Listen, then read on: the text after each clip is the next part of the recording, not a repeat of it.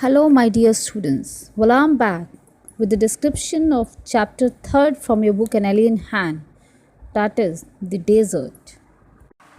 Education is not just about going to school and getting a degree. It's all about widening your knowledge and absorbing the truth about life. So keep on learning with us. So let's begin now.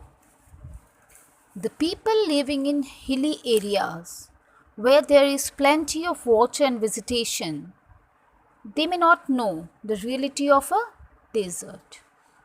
Most of them believe that a desert is a vast area of land full of sand and without shelter. They think that there cannot be sources, water, and vegetation, but they are incorrect. There are some persons who have closely observed desert areas. What they say? That desert is not always waterless, dry, hot, and wasteland of sand. Whenever it rains, it becomes a beautiful place. The desert flowers bloom and the sight becomes very beautiful. A desert has variety of people, animals and plants. It may also have an oasis, which is like a Greenland in the middle of a desert. Oasis is a place in desert having water and plants.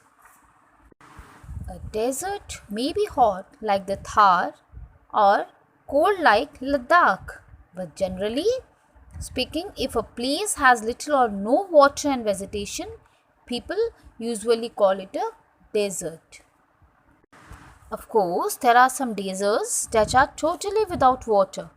In such places, strong wind blows, raising heaps of sand, which are called sand dunes.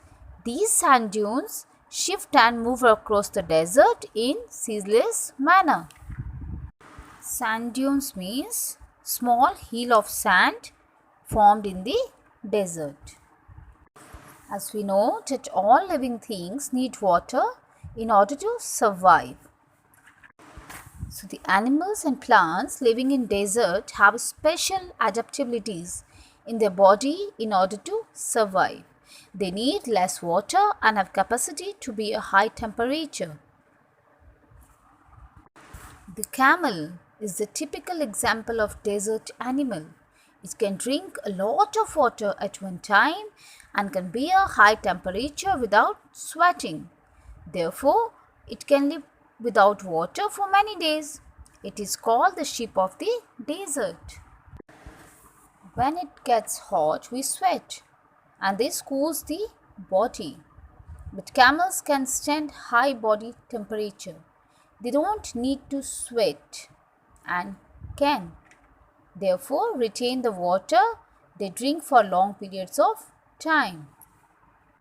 Very small desert animals burrow underground and live there during day while they come out at night. Carnivores get water from moisture present in meat, while herbivores get water from juice present in plants. Likewise, the cactus is the typical example of desert plant. Cactus plants store water in their thick stems. Their roots lie close to the surface of the ground and quickly absorb the moisture from the light rains that occasionally fall. A desert is very hot in day while it is very cold at night. It is because there is no moisture in the air of desert. The moisture present in air acts as a blanket. It works as insulator. It prevents solar rays to reach the earth and it also prevents Earth's heat to go up in outer space. So, due to the absence of moisture, the days become too hot and night becomes too cold in desert land. We should not consider deserts as useless land. They are an important part of nature's great plan. They have their own importance and they are not anyway inferior to any other creation of nature. They have their unique beauty and unique ecology. Finally, a desert is not always a wasteland. It's not always ugly and waterless. It has its own beauty. It's also the home of variety of people, animals and plants. It may have mountains and hills. It may also have oases. Hence, we can say that desert can be a beautiful place as well. So it was all about the desert. Stay safe and take care. Goodbye.